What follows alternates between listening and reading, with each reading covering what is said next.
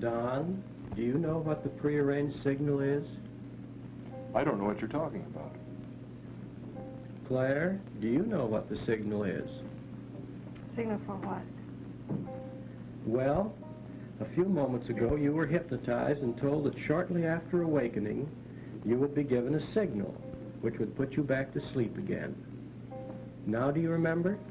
No. I don't. You're awake, aren't you? Yes. I think so. Well, let's try a few things to see whether we can identify the signal.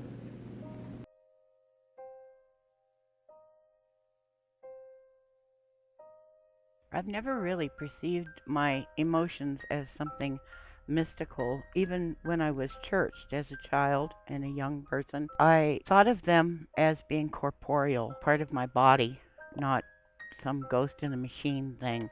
And I think I was even aware, I know I am now, that my emotional life would end when my physical life ended. So I guess I was always a little disconnected from religiosity in that respect. Emotions to me are not magic.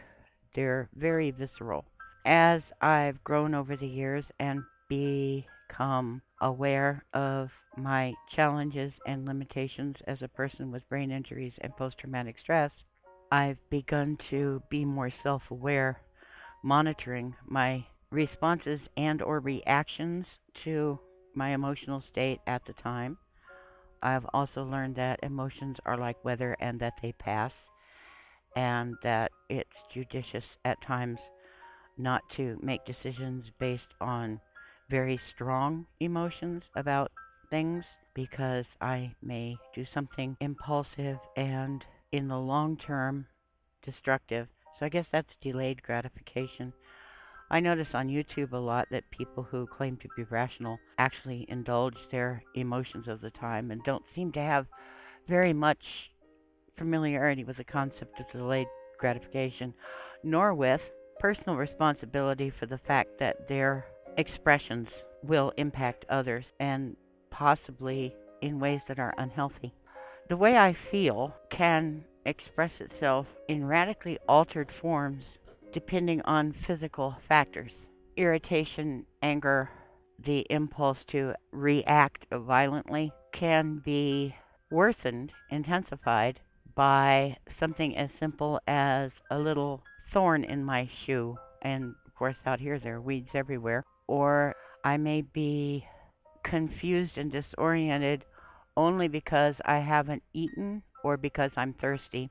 So becoming aware of my body and what my body needs is essential to my emotional landscape. My emotions are, to use a bad metaphor, rather like a garden, and it needs to be tended, and certain things need to be nurtured, coaxed, encouraged, protected. Other things need to be not ignored, but dealt with.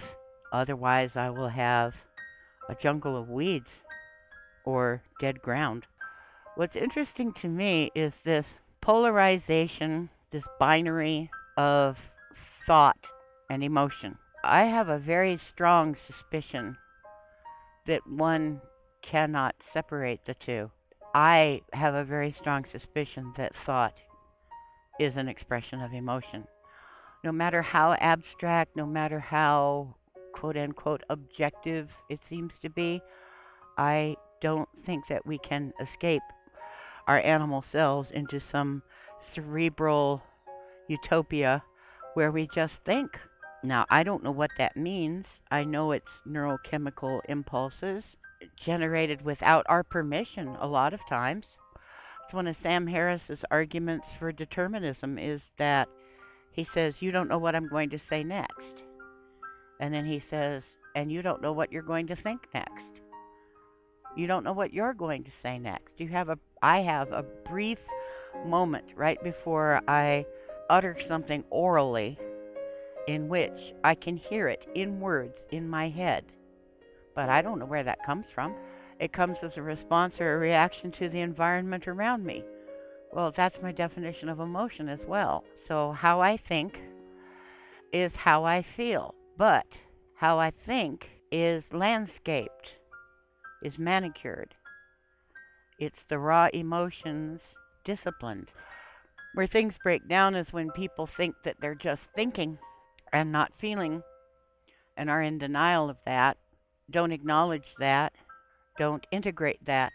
That's when we get, I think, that's when we get into the most trouble.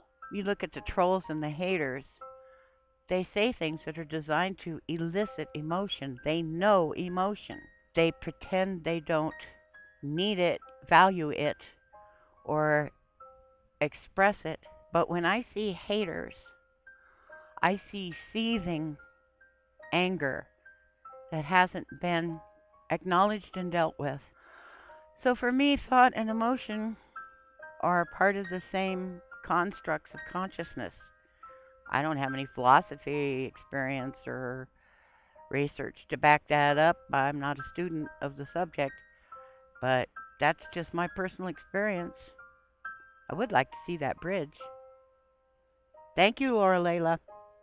Wasn't planning to make another video today. I think I made 3 yesterday. A little tired. I have chores to do. See you later. Bye.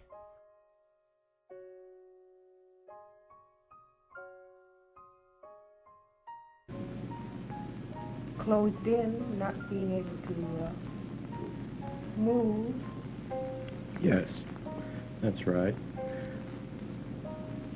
Now, as these impressions came to consciousness, you could recognize them and feel right about them, couldn't you? That's right. When I realized them, I knew they were right.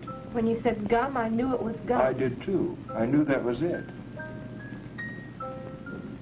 And you feel now that all the tension is gone. I feel just like I always did. Yes. And you feel that the conflict is resolved. Definitely. And that you're a normal individual Yes. again. I like to think it all happened because our land loves us.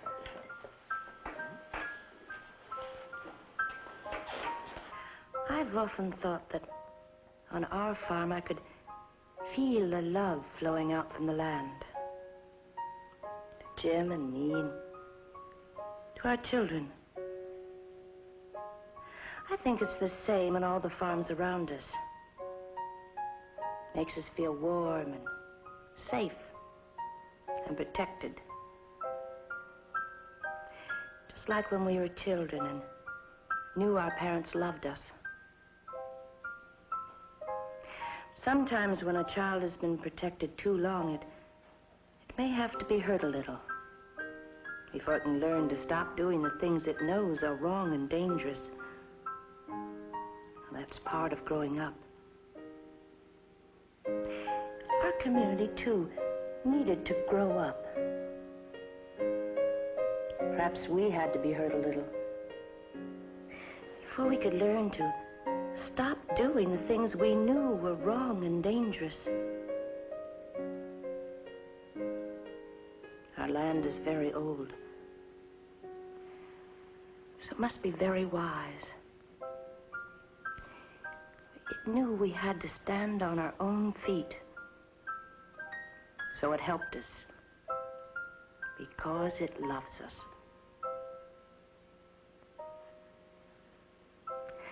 That's the way I like to think it is.